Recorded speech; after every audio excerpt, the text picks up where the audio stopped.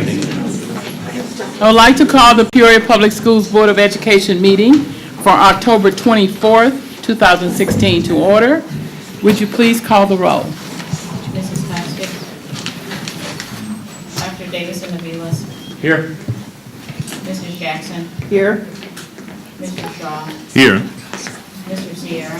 Here. Mr. Walter. Here. Mr. Adler. Here. Mrs. Ross. Here. Would you please join me in the Pledge of Allegiance? I pledge allegiance to the flag of the United States of America and to the republic for which it stands, one nation, under God, indivisible, with liberty and justice for all.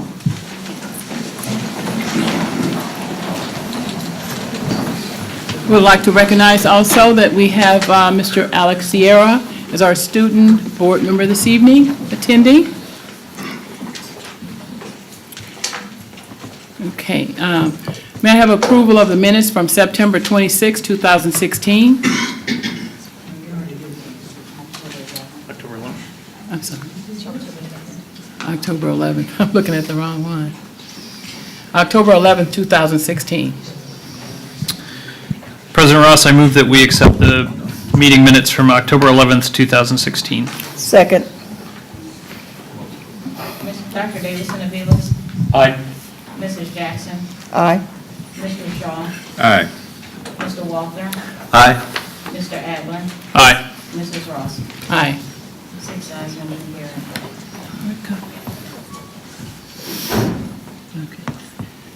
Recognitions of adopted school partnerships ceremony. Is that coming up? Sarah Husband Okay. and Cindy Morris. All right. Wrong one up. Okay, while they're doing that, I'll get it. Thank you.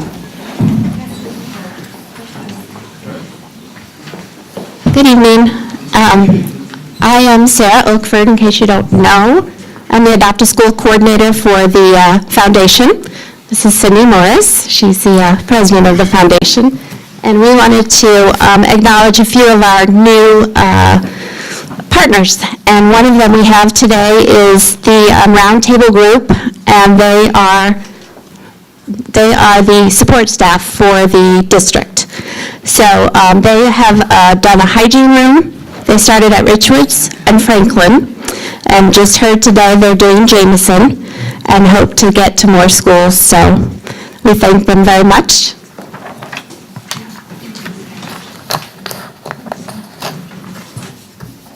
And Brett, you get one too. And Anne.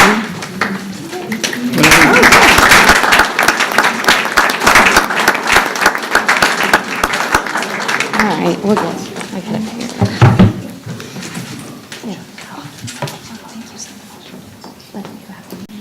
So, and then you guys can sit down. Thank you. Thank you all. And then we have at Treeland, they have 4 adopters that are really doing a great job. And I'm going to call Pamela Roomba to come up, and because she really has done all the work there, and I want to give her the credit as well.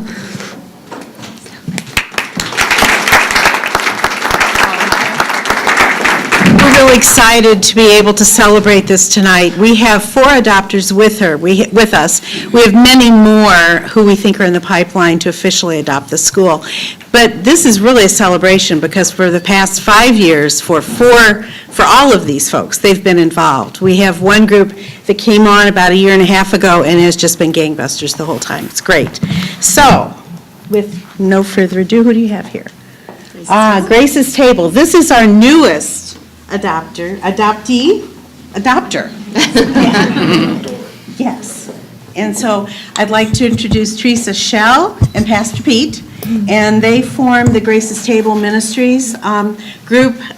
Just like an hour and a half ago, Teresa was busy with our kids planting tulips. So, I mean, they do everything from camping experiences to food after school, every single program, and we have 5 nights of program. So they're very busy people. How do we share this? I don't know. This is good. No, thank you. Thank you. We're happy to be involved. Okay. cornstalk for you.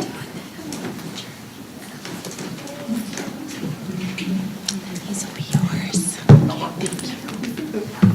I'd like to introduce Josh Harwood and Jenny Parkhurst. I have a feeling. Josh Hammond. That's okay. It's okay. I like Harwood. Hammond, and I know better. We have been together since we first took a group to The Little Mermaid. And at that performance, the kids thought they were attending a movie, and they were so astonished to see children their own ages. It was a children's performance right in front of them, performing and just doing these awesome things. And we've been at this for all sorts of shows, to the point that we have folks from True Wind who've been in Color Purple and Ragtime and just all sorts of things, trying out and really participating fully. And it's just absolutely awesome. And they so deserve this. Thank you. Thank you.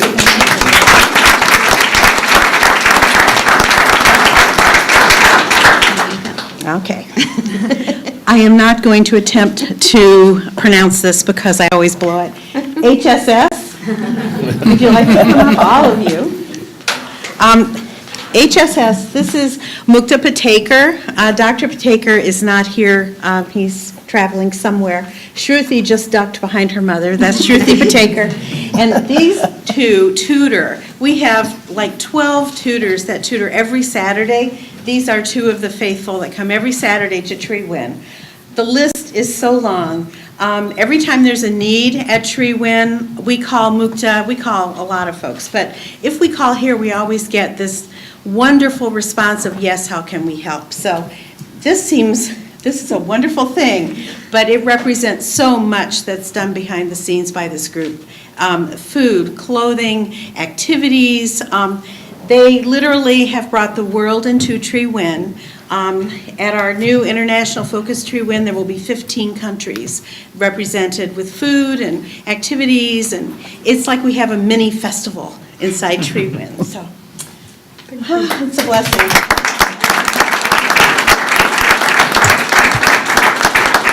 And Ms. Rumba, were they recognized by the state last year for those who excel? Yes, they absolutely were represented.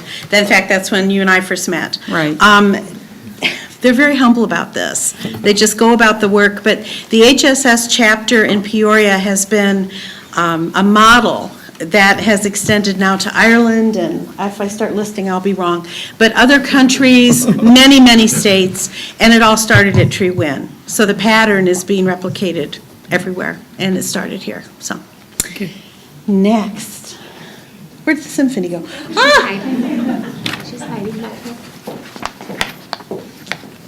And this is Susan Hoffman, who's the executive director of the symphony. And the symphony is a very interesting thing for Tree Win. Our kids did not know what a symphony was. Many had not been to the Civic Center when we first started this. And so they have followed us through the program, taking our children, at all stages.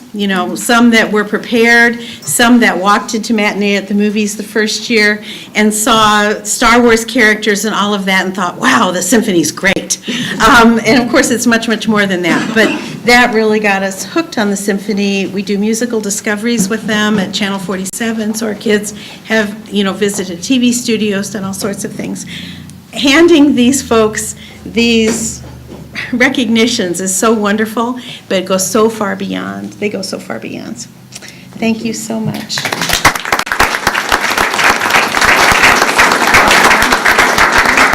And I'd just like to say that Pam has been such a hard worker and coordinating all of these things and letting us have these opportunities with her students. And she's always so enthusiastic, and it's just a pleasure to work with her, to be able to have these things happen. And she works very hard to make sure they do. So many thanks. Thank you.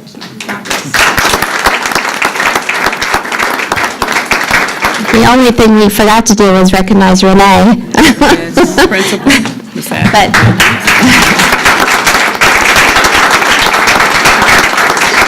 she is the principal at Tree Win, and you have these to hang at your school. Thank you very much. Thank you for your time. Thank you. I believe Dr. Karat wants Barb to take some pictures of the groups, so if you would culminate over on this side, or she can tell you where to go. We'd like to have some pictures of everyone recognized. Okay. And again, we, for this month, October, we're still in the month of October, and last time we did the most improved attendance, but there was a little miscommunication that the schools weren't necessarily sure they were supposed to come, so we invited them back again. We'd like to make sure that, they get recognized for the hard work that they do. So most improved attendance, Dr. Karat. Yep. Thank you, President Ross. First, I would like to say thank you to our amazing partners and our principals. They're making a difference, and my heart is just touched by all of the great work that our foundation, Ms. Morris and Sarah Oakford is doing, trying to garner as many partners as possible to work with our buildings and our kids. So thank you. That was really very beautiful. And Mrs. Rumba, did she leave? Yeah, she's actually, I don't know if you know, but she will be leaving us. She was selected to be the executive director of Commonplace. So it's a huge loss for us, but we'll give her up because Commonplace also does a lot of work for our kids, and they work with our kids in the neighborhood at a grassroots level. They provide a vital service, and I think she is an excellent choice. And so we will continue to work with her, and she'll still continue to have an influence. So that was like my little piece around this adoption ceremony. So again, thank you, Mrs. Morris and the foundation, Peoria Schools Foundation. So paying attention to attendance is very, very important to our district.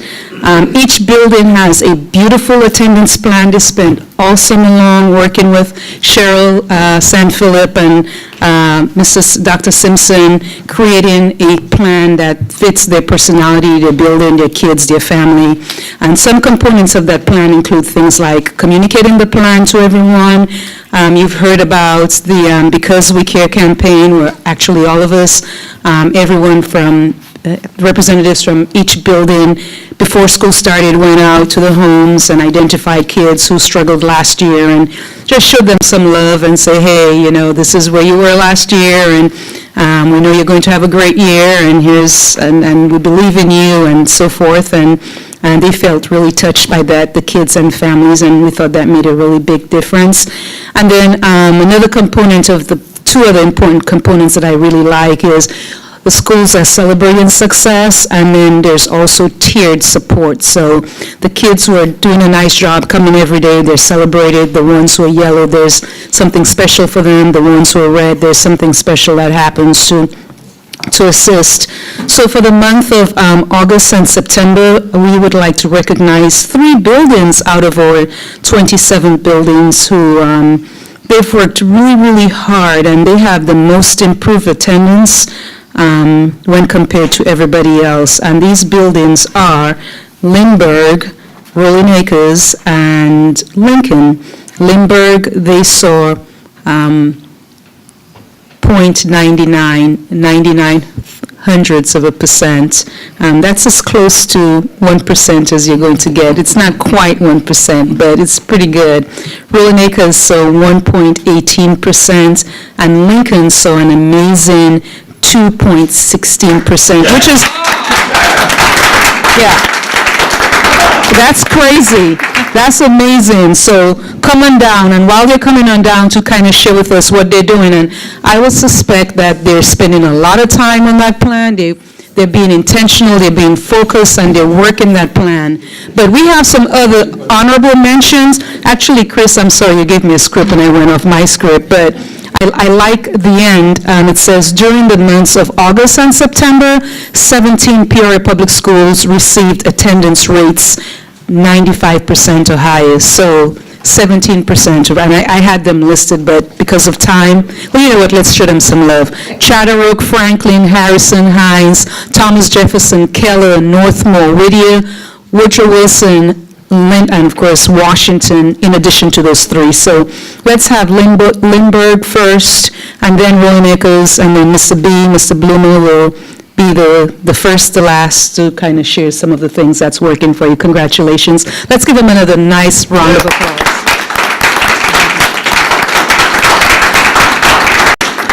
Good evening. I'm Sue Malahy, principal at Lindbergh, and I appreciate the recognition, and our students do as well. We've been talking about the plan, setting goals, and communicating our targets pretty much daily in our announcements. We started with the home visits, which were impactful not only for students, but also for the staff. And actually, we continue to go out and make home visits when kids aren't at school. We go knocking on their door, much to their surprise sometimes. We're following up with lots of phone calls and letting parents know the importance of being at school and how much we really want their student at school. We've got the attendance plans and some creative and supports for some of those kids who maybe have some anxieties or something around school. Lots of goal setting is taking place at Lindbergh this year, so we're incorporating the attendance goal setting as well, and then incentives.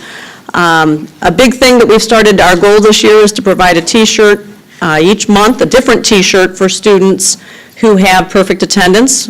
We footed the bill for the first month, and we're getting some corporate sponsors to help us out for the next months. So thank you.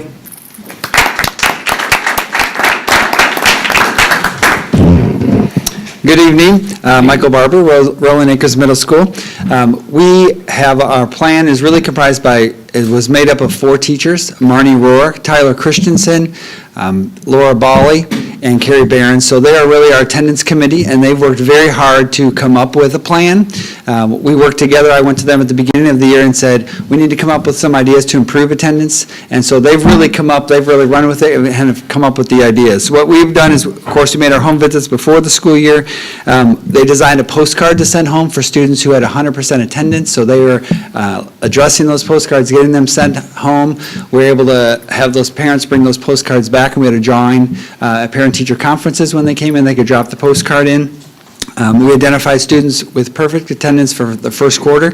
We had 1/3 of our students in our school have perfect attendance, so we had exactly 100 students with perfect attendance. We're trying to celebrate kids. We put them on the sign outside. We have, during parent-teacher conferences, we put their names up on the wall, so like a PowerPoint, so parents could see those and be proud of that. Students look for their names on that PowerPoint as well. We're doing a monthly incentive. The team came up with making a traveling trophy that will go throughout the building each month. And so the home base that has the best attendance rate will earn that trophy, and that class will get a special treat, and the teacher will get a special treat. I'll take their class for 2 class periods. So that kind of encourages them to really encourage kids to get to school on time so they can have 2 extra periods to do whatever they like. So we're also at the beginning stages of a student advisory committee for attendance, and so we're pulling kids who have really good attendance, but also students who have struggled with attendance to just get their ideas and their feedback on how we can improve attendance, what we can do for them in that committee, and what kind of celebrations they would like and that they would be willing to work for in order to improve our attendance. That's what we're doing at Rolling Acres. Thank you.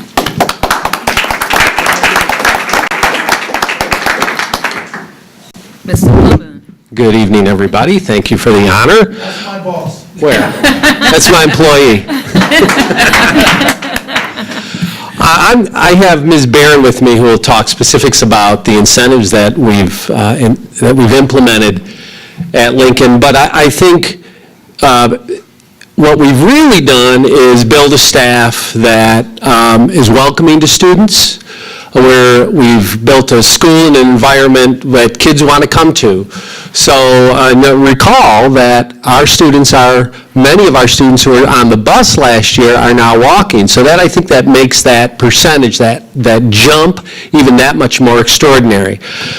One of the things we did, like the other 2 schools, we had a summer in which we saturated the neighborhood. It was from the very beginning with elite. And with our staff, we went out just about every day going to our heavy hitters, those who are chronically absent, met families, met with the students individually, and through that, they recognize that we're a school that cares and that they can come and be safe on their way to school. I think that was a big part of it, and on the way home. We've created a safe environment for students. Now, incentive-wise, I'll let Ms. Barron come up, who is headed our attendance committee, in which we had counselors and social workers and people from the community, as well as parents and students involved in that committee. So, Ms. Barron, you want to talk about incentives? Good evening. I'm Heidi Barron from Lincoln, Assistant Principal. And since the beginning of the school year, we have been working very diligently on different incentives, how to get the students excited about coming to school every day on time. And so we implemented a hot chip program. So we thought we would start small. So Monday through Friday, if they're there every day without any tardies, they get their name put in a drawing, which is announced over the intercom, which is really big. On Friday, and we draw 15 students, and we say, come on down, and it's time for our hot chip drawing, and they love it, and they come on down, and they're excited. Also, we have on display 4 NCAA Wilson basketballs for the second 9 weeks. So again, this is for the 9 weeks, in addition to the weekly drawing. Their names can be put in to win those basketballs, and in the second semester, we'll have some scooters. So along with that, and with the help from our leader, Mr. Bloomer, with Elite, the nurse, with the immunizations, calling parents, along with everybody's help, we have managed to, get 2%, and our goal is to continue to get a higher percentage. So, thank you. Thank you.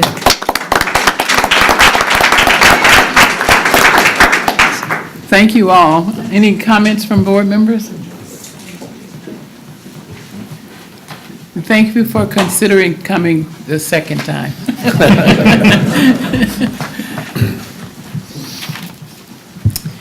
Okay. Announcements. I have a couple. Okay. Couple of them. Mr. Shaw? So, how do you learn about district events? Do you read the Remarkable Times, follow the district on Facebook, or rely on media reports?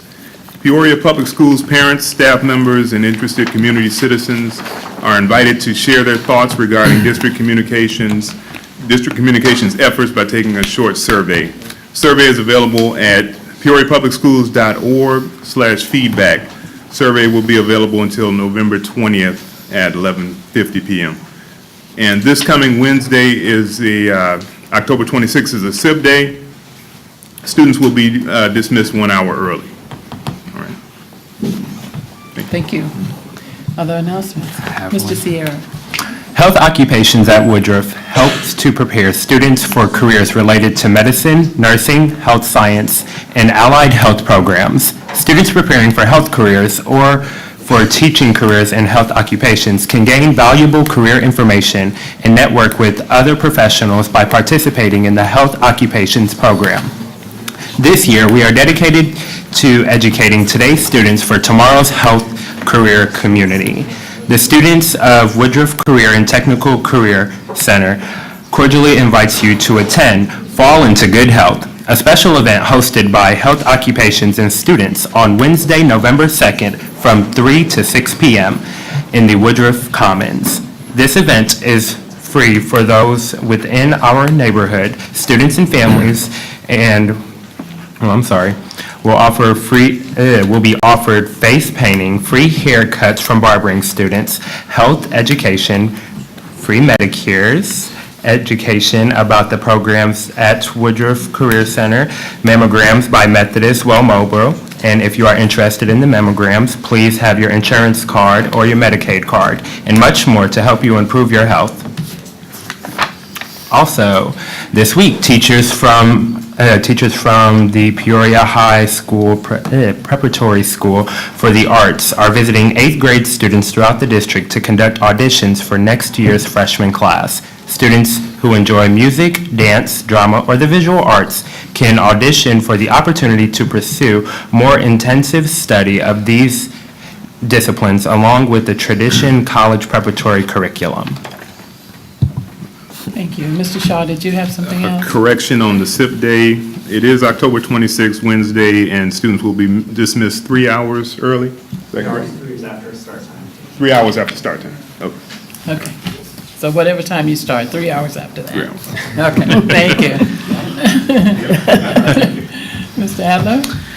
Since September, the Peoria Public Schools administrative staff have gathered input and ideas regarding the future of Peoria Stadium facility.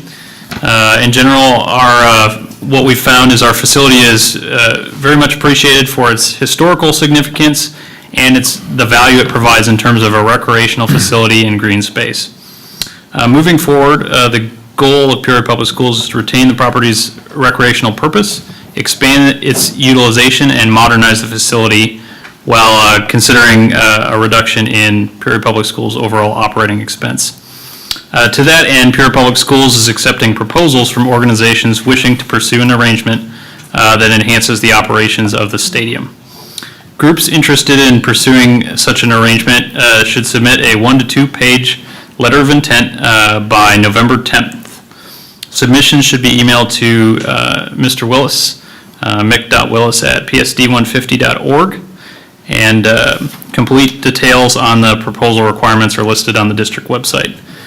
So our overall timeline here is to collect letters of intent and move through a process of more detailed discussion with each party that's interested.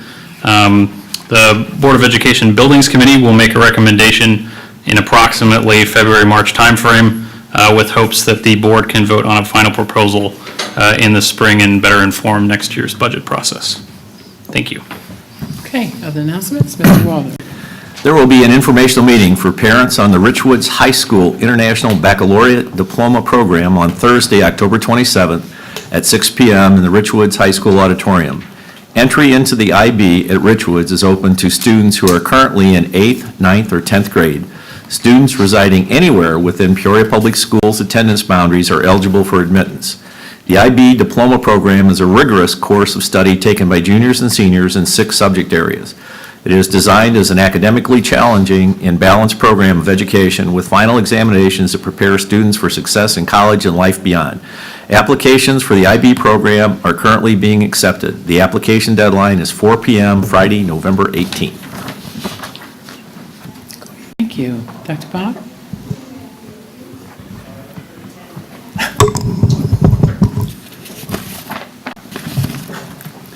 On Saturday, November 22nd, the Peoria Public Schools Those Who Excel winners were recognized at the Illinois State Board of Education Those Who Excel banquet in Bloomington. Receiving an award for recognition in the early career educator was Tyler Patton, Calvin Coolidge Middle School. Receiving awards of meritorious service were Susan McCabe, Franklin Primary School Volunteer in the Community Volunteer category. Richard Bolden, Lincoln K-8 Custodian in the Educational Service Personnel category. Ron Dwyer, Richwoods High School Athletic Director in the Student Support Personnel category. Mary Jo Newman Evans, Manual Academy Language Arts Teacher in the Classroom Teacher category. Receiving awards of excellence were Laura Rogers, Principal of Mark Bills Middle School in the Administrators category, and look, it's my book in the Teen category. Outgoing Illinois State Teacher of the Year Kim Thomas of Woodruff Career and Technical Center gave the keynote address, a summary of her experiences over the past year representing Illinois educators. Congratulations to all the winners, and thank you for your service to the students of Peoria Public Schools. Thank you. Ms. Jackson? The school's facility sales tax on the upcoming November 8th ballot is about stronger schools, stronger buildings, and a stronger local economy. If approved by local voters, the Peoria County Schools facility tax will enable districts to make major investments in aging school buildings that the Illinois state budget and the local property tax cannot fund. The tax will generate $9 million annually to be shared by 20 school districts and benefiting over 27,000 Peoria County students. The revenue will fund hundreds of projects, including new roofs, energy-efficient windows, HVAC systems, security upgrades, and technology upgrades. These projects will not only help our students and staff, but create construction and renovation jobs for years to come. District staff, along with our Buildings and Grounds Department, have compiled detailed information on the renovations and upgrades needed at each district school building. Please see the complete list at www.peoriapublicschools.org. School-specific projects are also available for review on each school's website. So go on the sites and see what we're going to do with the buildings once the sales tax is approved. Thank you. I'm going to incorporate announcements into presentations as well. I'd like to ask Ms. Vera Lee Smith to please come forward, and Dr. Karat, would you like to introduce just a short report on family engagement? Sure. So we have Ms. Smith, Ms. Jenkins. There's a unique initiative that we are piloting at 8 buildings, and it's more around family engagement. We're going to experiment and do some unique things, attempt to do some unique things and review the results. And if it's absolutely positive, the idea is to replicate it and go full scale. So we have a guest who's going to assist us in those endeavors. So I will turn the podium over to Ms. Jenkins and Ms. Smith. Good evening, good evening. On our strategic plan, one of the things that's very important is Pillar 4, which talks about family engagement, and that happens to fall directly under part of my responsibilities. And so one of the things that we're taking a look at, as Dr. Kropp mentioned, was broadening our scopes of making sure our PTOs are full functioning, and that at each school we have more than just involvement, but we have actual engagement. And research shows that if you're just doing the involvement piece, families don't come out as much. They like the involvement, but the true engagement comes when families get to make decisions and become really a part of the fiber of what's going on in that school. And so that's part of what this focus and this endeavor is all about, is to really key in on these particular schools to make sure that we get at least 10 to 15 to 20 parents involved in the actual decision-making at those schools. And so we've been working behind the scenes very diligently to work with Bob Hoffman, good evening, to prepare the schools for the training that's about to happen for them. So principals, staffs, parents, families have been involved in the last month with understanding what we're trying to accomplish and getting those commitments on board. And Vera has been brought on board to help spearhead this project, because again, we all know that trying to get families to do more than just be involved, but to truly be engaged has been an ongoing process for all of us for a while. Ms. Smith? Good evening. Part of my responsibility is I've been going around to all the schools and going to the PTOs and talking about the workshop that Mr. Hoffman is going to present this week. Our goal was 20 parents. He wanted 10, but we have pushed it up to 20. And at one school, we do have 17 that has signed up. Even tonight, we're still making phone calls and contacting parents because we want it to be successful. And one of the things that I talk to the parents when I go there, I said, we all have great schools. But the thing is, we have good schools, but we want great schools. And the only way to have great schools is we got to have parent involvement. We have the administration, we have the staff, we have the teachers, but one piece is missing, and that's the parents. You need to have a voice. So that's part of my job. Mr. Hoffman will be conducting the workshops. I will be with him. And then when he leaves, then part of my responsibility is working with those 8 schools, making sure that the PTO stays functioning, make sure if I need to make phone calls or if I need to go and recruit parents. And I'm also going out and I'm supporting them in whatever endeavors that they're going to do. I'm not planning anything for them. They're going to plan it, and I'm going to help them implement it, because it's their school, their ideals, their vision. So that's my job. So I'm going to present Mr. Hoffman, and he's going to tell you a little bit about the workshops that's going to be happening starting on tomorrow. And you have, board members, you have the schedule, you should have the schedule at your seats. One of the things that's always exciting, and some of you I've met before here working in Peoria, is that when you have good people before you, don't have much to say when you get up at the mic. So I'm going to keep it short. But I was fortunate enough to have worked in Peoria school systems when Dr. Strand was the superintendent of schools. And I was brought in at that time as a consultant doing the Efficacy Institute, for those of you who may remember back to that period of time.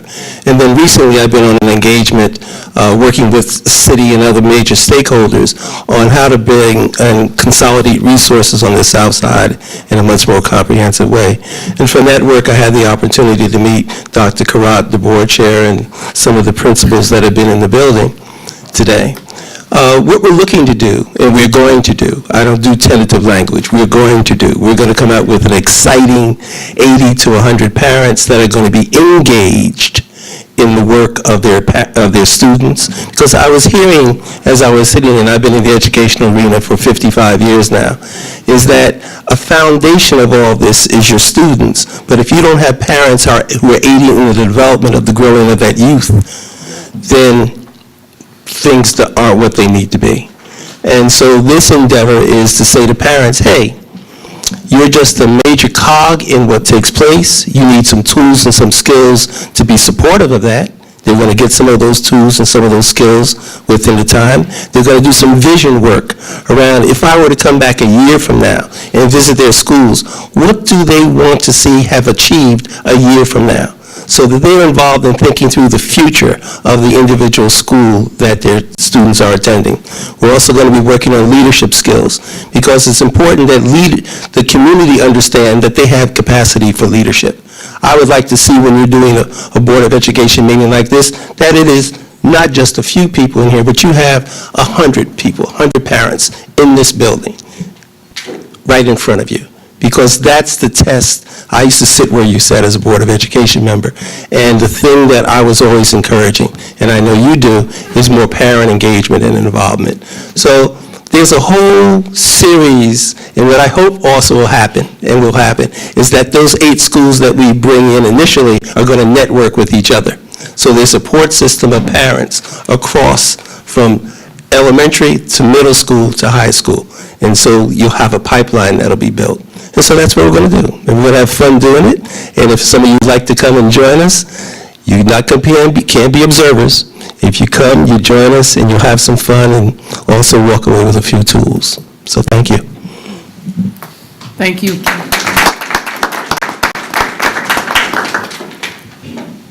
Okay. We have now reached the place on our agenda that provides an opportunity for the members of the community who wish to address the board.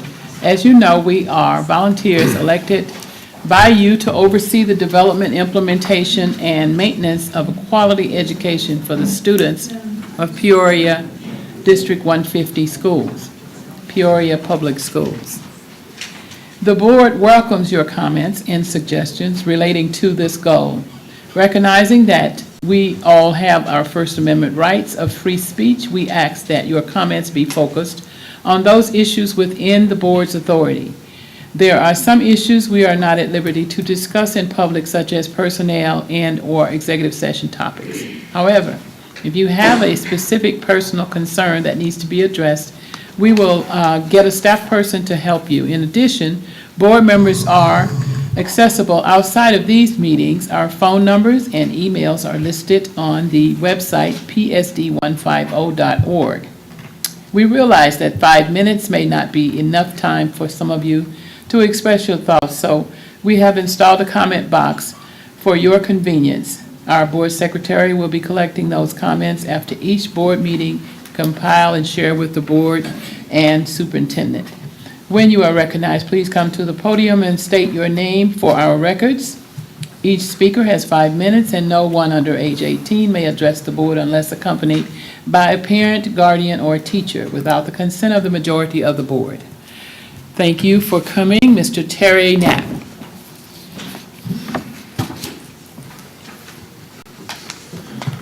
Yes, good evening. As a taxpayer, I continue to be concerned about Quest School, and I think the lack of discussion by this Board of Education, I think it's in its 7th year now, you renewed it at 5 years, with virtually no comments other than the fact that you heard that you were doing a good job, and you had board members sit here and tell me from the Horseshoe that it really wasn't one of the Peoria Public Schools, it was the school by that board. I disagree with that. That's my taxpayer dollars going over there. Recently, I was in Florida on vacation, and I received a phone call from a person who was listening to a local radio station, and one of the board members sitting at this Horseshoe was asked how much we spend on Quest.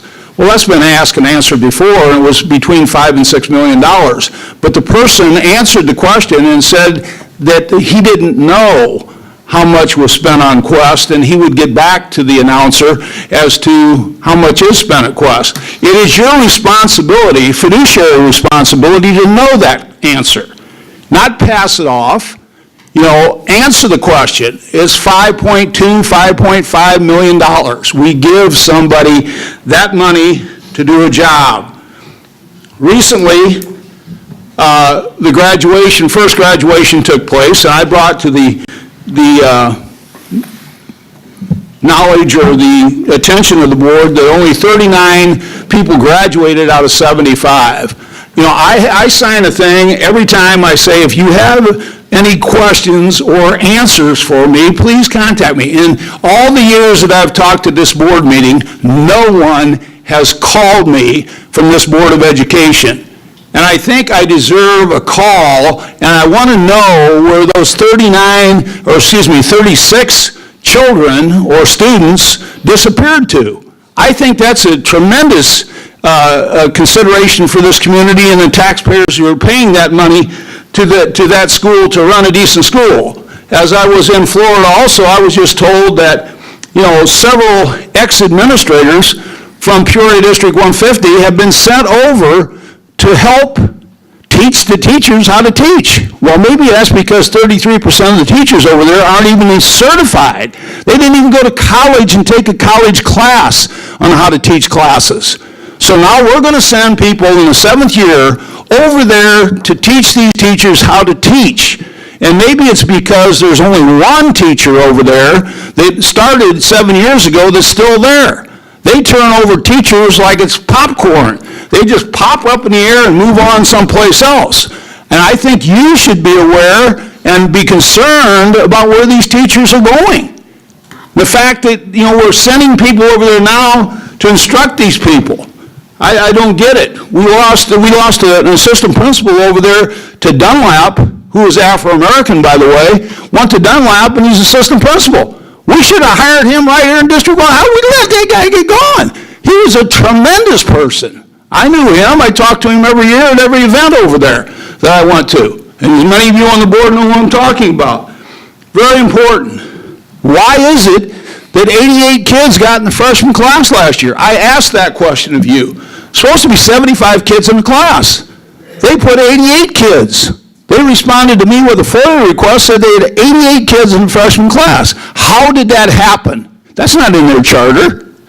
They're not supposed to be able to do that. And I think you should be aware of that. Who's paying for Elite at Quest?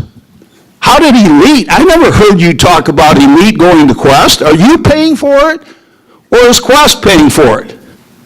I thought Elite was going to troubled schools. Is Quest a troubled school? Do we have to send Elite over there to straighten out the problems in that school? It's a troubled school, believe me. I've talked to enough parents who have called me at home to let me know that it's a troubled school. And I don't understand why we continue to give them millions of dollars of taxpayer money to run that school. I gave you a videotape it was a month ago now. Videotape. I'm not going to ask you to raise your hand because you're not going to raise your hand. How many of you watched it? Seriously. How many board members? All of you should have watched it. If you care about charter schools, you should have watched it. It's a tremendous tape. I know a couple of you did because I sat with a couple of you and watched it. And it's important that you become informed. We're wasting our time and our money at Quest. Thank you. Mrs. Sharon Cruz?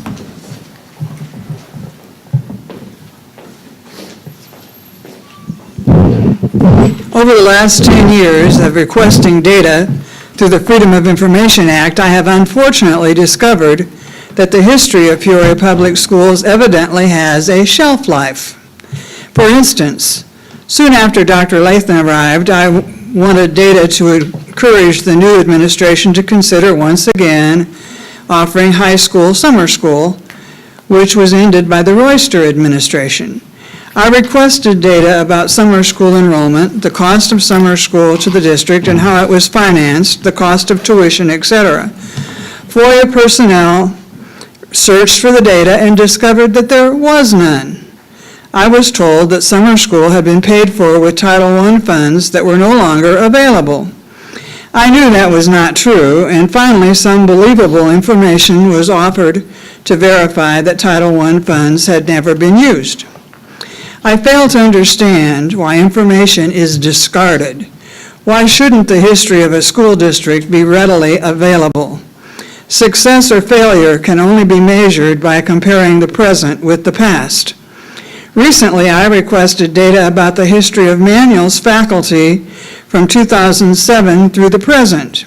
Actually, I asked for a listing of all employees and all positions they held for each of the last 10 years.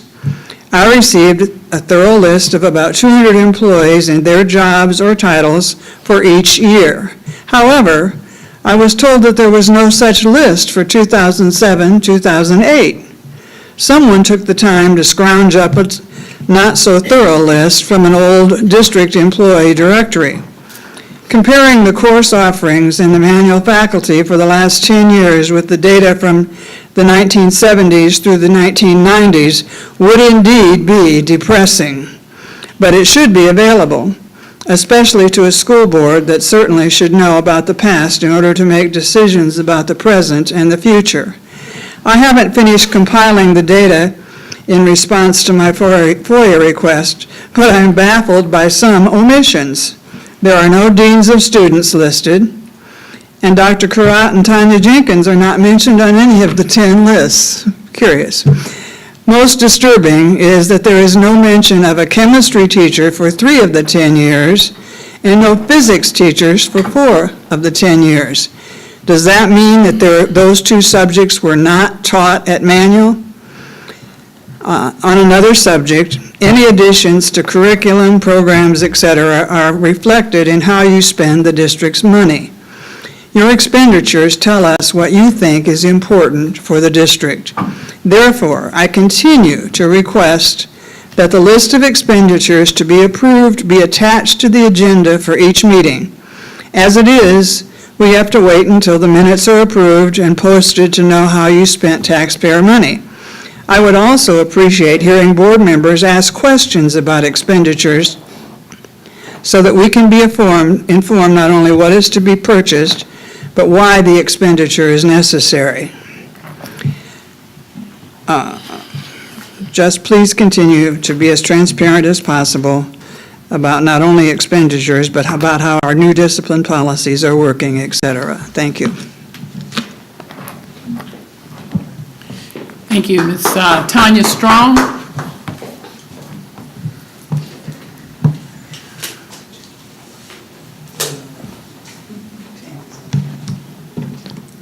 Dr. Crott and Board, I stand before you tonight as a member of the Insurance Committee. I highly encourage you to approve the renewal option number 2 from Berkeley for the reinsurance. This option continues us with our current coverage and contract type while reducing our reinsurance premium. Since we are a self-funded program, reinsurance is an essential component.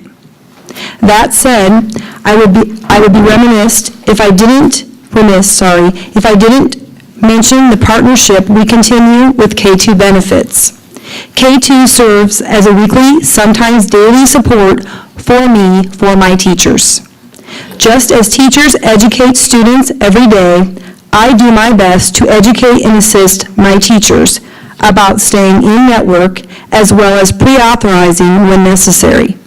Thank you for your continued support of the Insurance Committee. Thank you. Ms. Karen Geis, did I say that right? Yes. Okay, Gas. Good evening. Evening. Can you guys hear me? Awesome, okay. Well, my name is Karen Gast, and I'm with K2 Benefits, and we are the brokers for Peoria Public Schools. And we are proud to serve you guys, to serve the board and also to serve the employees. Like Tony said from the Insurance Committee, we at K2 Benefits, as the brokers, it is our professional recommendation that you approve number 6 tonight on your agenda, which is the renewal option with Berkeley. This keeps the same contract type that you have and reduces your reinsurance premiums a little over 2%. So we are very happy to be able to bring that to you guys this evening. Every year, I like to take this opportunity to recognize some fantastic people. And I think it kind of goes with the theme of this evening. There have been a lot of really great recognitions of some cool things that are happening. And just as somebody who's sitting back here, I think it is so cool to see a student board member. I love that. Congratulations to you guys for doing that. So just off the subject. But people I work with on a daily basis, oftentimes or on a regular basis, and there are a few insurance committee members here this evening. Carla Eman and Mike McKenzie, they serve on behalf of the administration. They do an excellent job, and they come to the meetings and participate and have lots of things to say. Tony Strong, if you want to have an advocate for your people, if you're ever hiring an advocate of any form, she is incredible at representing the teachers. So very, very impressed with her. Mary Fran Wessler is here this evening from the local 6099s. Mary Fran comes to all of the meetings. She participates. She is dedicated to knowing and understanding and disseminating information to her people. She does a really great job. Jerry Hammer. I work with Jerry Hammer all the time, and I cannot sing her praises enough, and since I have an opportunity tonight, I do want to say a few things about her. Her knowledge, her experience, her dedication to excellence, and her work ethic are bar none. We work with so many employer groups, and to work with her is just an absolute pleasure, and she hits it out of the ballpark all the time. I love working with you, Jerry.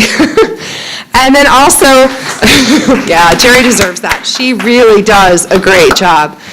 And Nick, I have come here for many years. President Ross, I think you would probably say, I don't know if I've ever actually complimented the controller.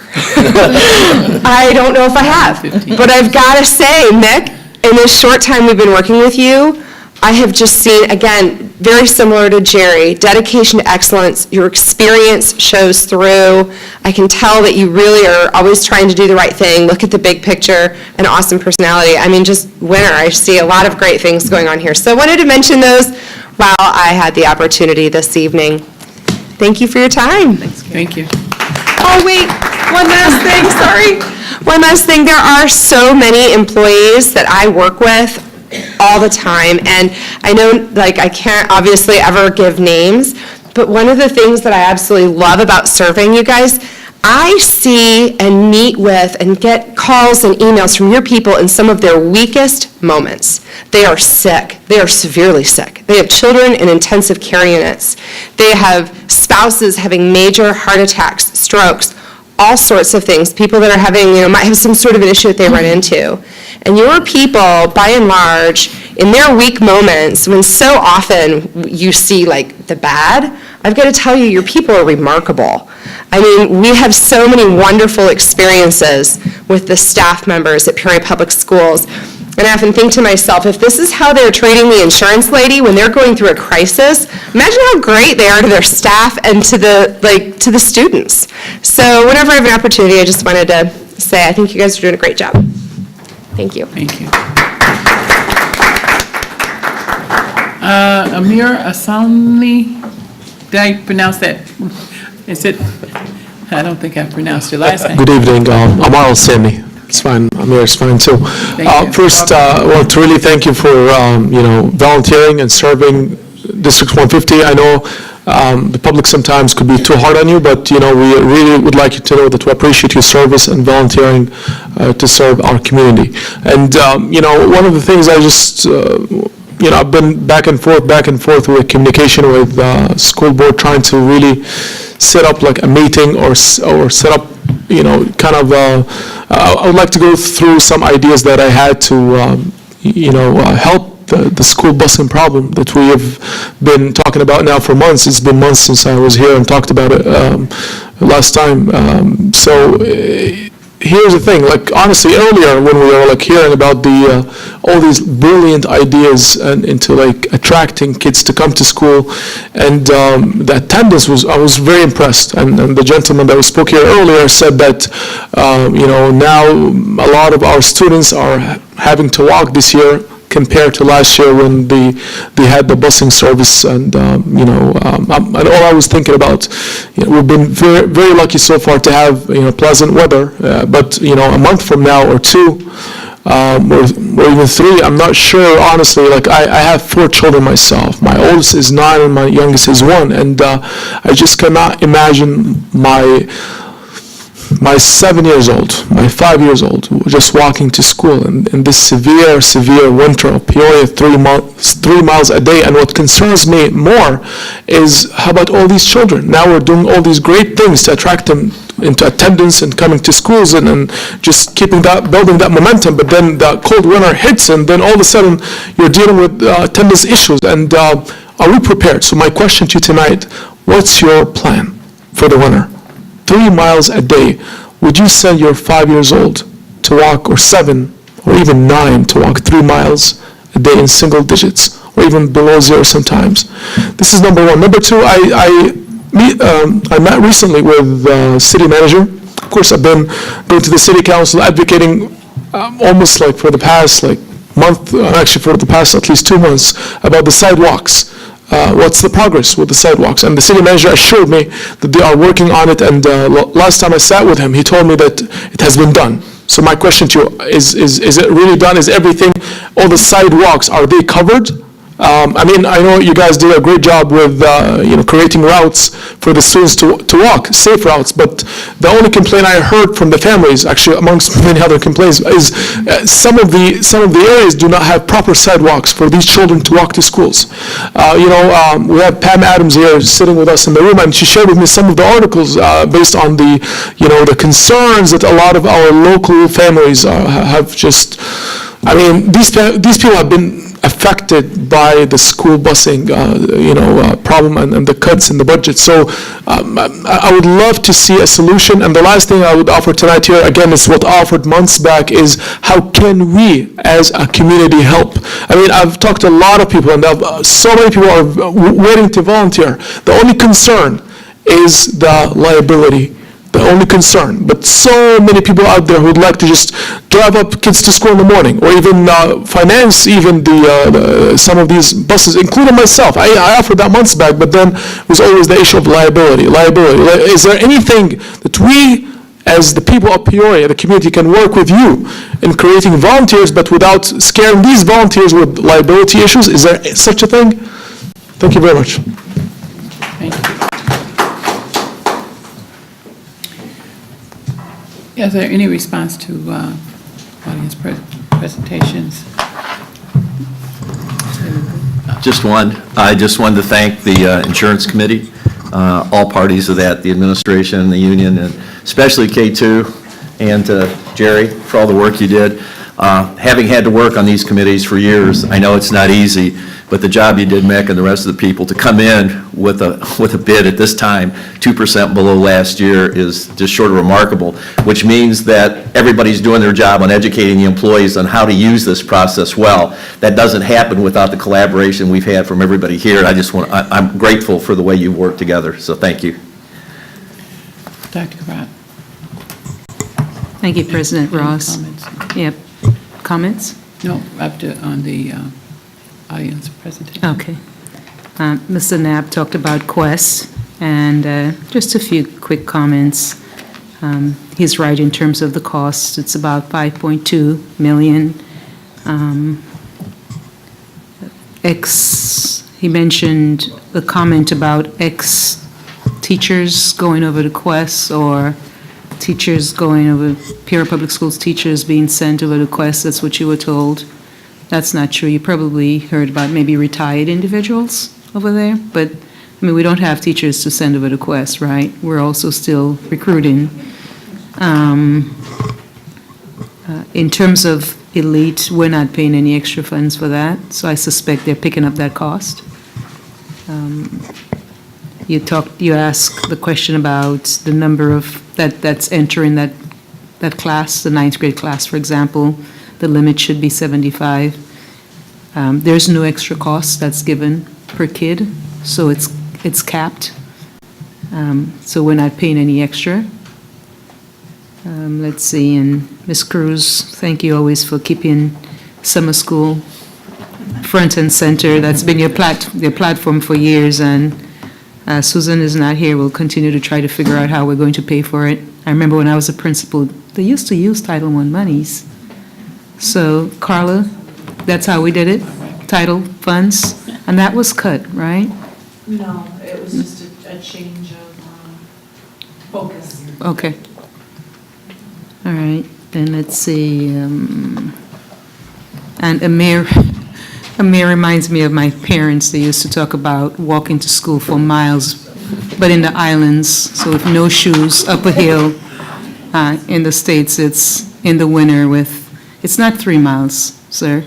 He's talking about back and forth. Back and forth, okay. 1.5 times 2. We've worked very, very hard on our transportation reconfiguration efforts, and we're pleased, and we're continuing to monitor it.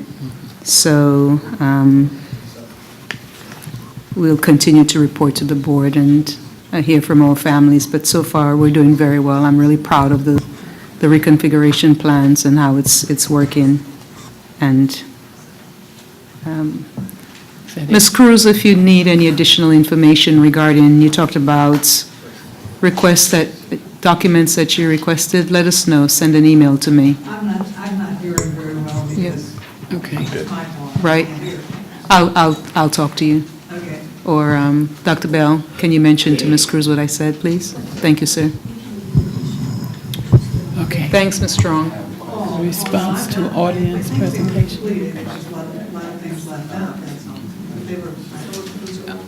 You mean a staff person? Okay. Hello. I had a question for Ms. Emons. I hope I said your name right. I'm sorry. You said that the Title I budget was focusing on something else. What specifically is the budget focusing on? We switched some of the funding over, more directed towards interventionists, for example, other types of interventions in the schools. Computers, so we've had our different areas of focus, so we have technology at the level that we wanted. Training, teacher training. Of course, now we're looking at the SEL, the other areas besides just the core curriculum. So I think there's just been focus in different areas, and we have to choose, in some cases, what's going to be most beneficial for the students. What we've done is we've had a shorter, as has been pointed out, more of a 4-week summer program for ELL, and that's continued for a couple of years and has been successful. But as far as truly gaining credits to go to the next grade level or focusing on high school, we have done high school, but this is just sort of a couple of courses. It's over at Knoxville Center, and we do that every summer, and we continue to do that, and we have to have a real broad summer program as far as it used to be basically K-12, and I want to say as long as 6 weeks, but we've done more of the 2-week programs generally, and then some 4-week ones. Thank you. Other comments or regarding the audience presentation? If not, before we get into the information items, I'd like to have Dr. Kavat introduce a new research director. Yep. Thank you, President Ross. And is Dr. T around? Dr. Tarajian, can you come by, please, sir? Board and the public, it is with great pleasure that we introduce our researcher We're very, very, very fortunate to have with us Dr. Lawrence Turigian. He was born and raised in East St. Louis. He has a bachelor's in civil engineering, a bachelor's from EIU in chemistry. He has a master's and a doctorate from SIU-E. He spent 22 years in the Naval Reserve as a veteran, Naval Reserve veteran, 22 years, 30 years in education, from teaching to administration. Again, we are very, very fortunate. He started today, and he's done quite a bit already. I gave him the raw park data, and you should see what he did with it. I've not even gotten a chance to look at it, and that was his first day. He doesn't even have his office yet. He was in an old office on a laptop that I loaned him. And thank you, sir, for selecting Peoria Public Schools. I know they want you back. I heard your superintendent said, whenever you're ready to come back, you're welcome. We hope you stay with us. I know you said you came to stay. He's so serious. He actually has a place. He rented a place here. He has a place to stay. And again, thank you. Would you like to make some comments? But thanks for selecting me. I appreciate it, and I'll try and live up to all the expectations. Thank you.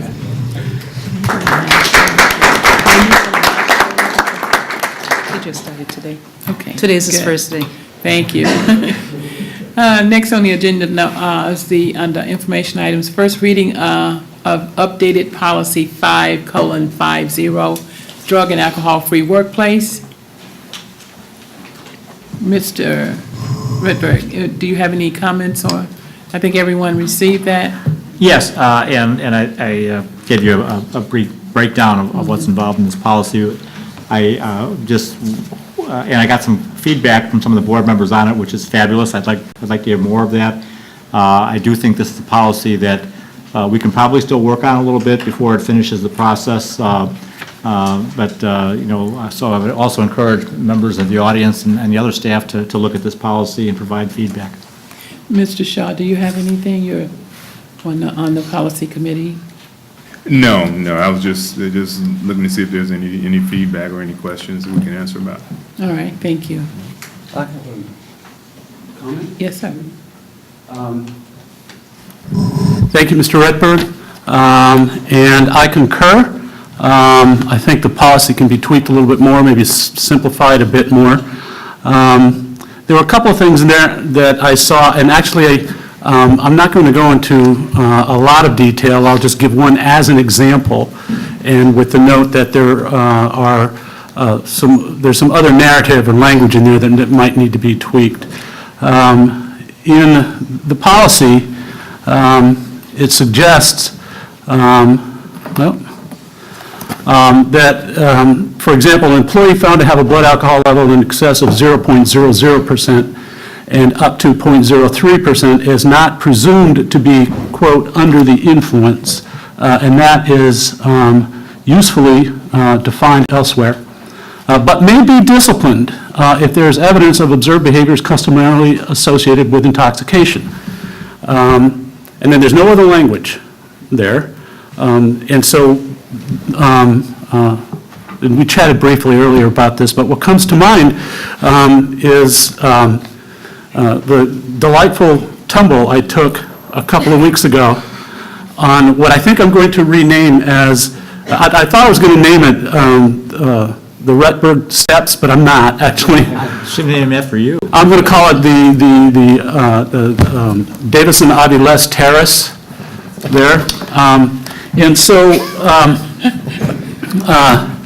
let's for a moment presume that for a benign reason, my blood alcohol level was 0.0095. Okay, I mean, or 0.00095. I'm getting close to the edge of being presumed anything. It's only slightly above absolutely nothing, and you'd probably have to have a mass spectrometer to even figure that out. But let's say I did that, and then I tripped over the stairs. And So I could be, may be disciplined if there's evidence of observed behaviors. So if you go to evidence of observed behaviors, Is the guess word what? customary? Guess what? It's things like behaviors customary associated with in various levels of intoxication, and it would be things like stumbling or disorientation and so I guess what I'm thinking about as we move forward on this is to manage this in such a way that we reduce the possibilities of false positives, not just in terms of the testing, because false positives in testing are easily documented by whatever lab or company we use. But I'm thinking about false positives of human observation. And those ones, to my mind, need to corroborate what you think you saw, and I think are subject to a much higher error rate than a lab might be. So you might observe someone, and in point of fact, I've had experience in my background in supervising counselors where you might observe someone and I might have taken a tumble, my blood sugar level might be high, I might seem a little disoriented because of that, maybe I didn't have dinner, and you put those three things together and I look suspect. If someone is diabetic, if someone has petit mal epilepsy, for example, and that health information is of course private and not known. These are contexts, Mr. Redberg, and not necessarily ways to look at this policy and find ways to go around it. Matter of fact, just the opposite. I want it to be useful. And if we're distracted by things that might not work for us in terms of the language, let's see if we can tweak the language a little bit to see if we can simplify this thing a little bit so that it's helpful for us. Mr. Shaw. That section, definitions, that's section D. Thank you. Paragraph 8. Thank you. The last sentence is I'm sorry, what's that? section D under definitions in paragraph 8. On page 3. The last sentence. Thank you. Observed behaviors customarily associated with intoxication. Right, yeah. But at the end, it says, and not by a medical condition such as heart attack or stroke. I think we can just broaden that to say that's not exhaustive, but you had a medical situation when you tripped, when you stumbled, is that not correct? And that's the point, the point is, do I have to have a stroke or a heart attack to get away with it? I think we can broaden that to say that if a person was suffering from like diabetic intoxication or something, where you're experiencing some balance or just keep digging the hole, man. Well, what I'm saying is the spirit of it is not to penalize somebody who's actually experiencing a condition. So shall we say that You get my point. Since this is the first reading, Right. that Exactly. any comments or suggestions you may have, Mr. Shaw and who is the other person on your? Mrs. Costick. Mrs. Costick, who I sat in this last time, or Mr. Redberg will be happy to try and incorporate those within the law. I think it was my blood sugar. Okay. Busy at the time. Anything else? Oh, Mr. Adler. I would just reference Dr. Davis Senavilis that naming of portions of a facility or a whole facility are the purview of the Buildings Committee. That's true. Before you make it the terrace. I stand corrected, and my abject apologies, I humbly apologize to you. Not. Okay, now, you made me lose my page.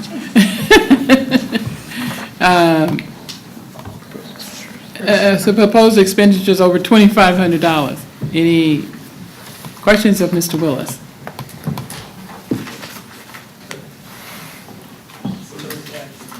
Yeah, Mr. Knapp would have been happy to hear that we made our quarterly payment to Quest. $1.3 million, I think. Okay, what's next on the agenda? FOIA. Would you please talk about the 4 years? I can get my computer to come back Madam up. President, since our last board meeting on October 11th, we received 2 new FOIA requests. And On the pending request, there was one pending request noted on October 11th. This request was filled. We have received 55 requests for this calendar year at a running total of $2,953.50. Thank you. Thank you. That, Mr. Adler, consent agenda. President Ross, the action items on the consent agenda for this evening include the following.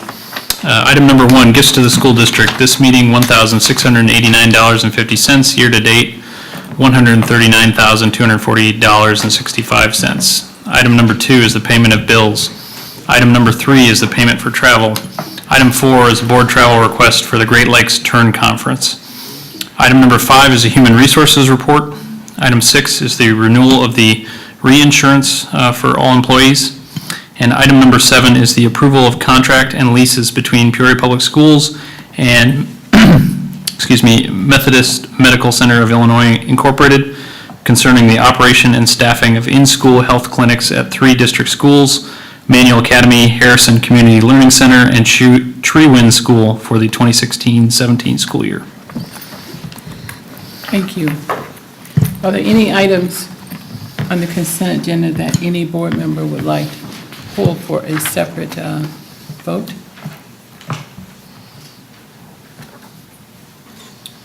May I have a second on that? Madam President, I move that we adopt the entire consent agenda. Okay. Second. Any discussion? No, seeing none? Dr. Davison Aviles. Aye. Mrs. Jackson. Aye. Mr. Shaw. Aye. Mr. Walther. Aye. Mr. Adler. Aye. Mrs. Ross. Aye. 6 ayes, motion carried.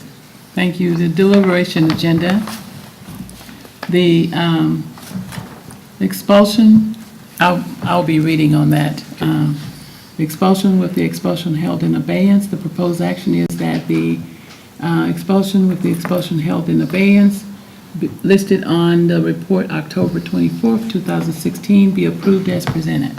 Second. That's you. Second. Thank you. Yeah, any discussion or questions? Would you please call the roll? Dr. Davison Aviles. Aye. Mrs. Jackson. Aye. Mr. Shaw. Aye.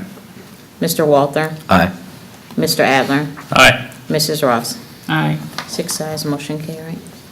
Revocation expulsions held in abeyance. The proposed action is that the revocation of expulsions held in abeyance listed on the report October 24th, 2016 be approved as presented. Second. Would you please call the roll? Dr. Davison Aviles. Aye. Mrs. Jackson. Aye. Mr. Shaw. Aye. Mr. Walther. Aye. Mr. Adler. Aye. Mrs. Ross. Aye. 6 ayes, motion carried. Thank you. Presentation and suggestions by board members.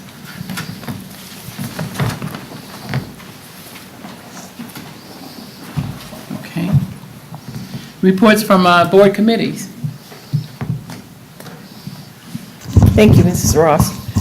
The Parent Advisory Committee had their first meeting. I was very pleased with the number of people that showed up and came to work with us to get some real things done. Set some goals for the committee, and we'll be working closely with the Parent Enhancement Committee because they're doing some of the same things that, because one of our goals is to have every school have a PTO. And how do we go about doing that so we involve parents on the front end rather than on the back end? So people showed up and they're anxious to work. They're calling in on the committees they want to serve on, and hopefully we'll have something in writing that we can present to this board and get things done. And I just want to say I appreciate Chris, who really helped us, and I was expecting about 5 or 6 people, and 20 people showed up to the meeting, and that gives us a lot of people to work on the committees to get things done. Thank you, Chris. Okay, any other board committee reports? The Buildings Committee met last week and talked primarily about Peoria Stadium. Our next meeting is scheduled for, we're looking to nail down a date for after the November 10th date, so that we can review all the letters of intent that we receive.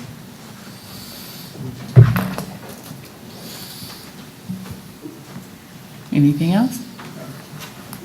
Do you have the, Mr. Redbird, do you have the next meeting date? I keep my meetings on my phone. We're not allowed to use our cell phones up here. So do you have the meeting date? You are. Who wrote that rule? Well. Never mind. I don't have my phone with me, Mr. Shaw. You've got on the day of the next board meeting? The next policy committee meeting. Oh, Maybe it's not in 2000. no, I don't have that on hand. Okay. We'll send an email out. Okay, So- all right, thanks. Yeah, we'll be announcing it, and Daphne announced that meeting for the public at least 48 hours ahead of time, right? Is there anything else? No? Madam President, I move that we adjourn. Second.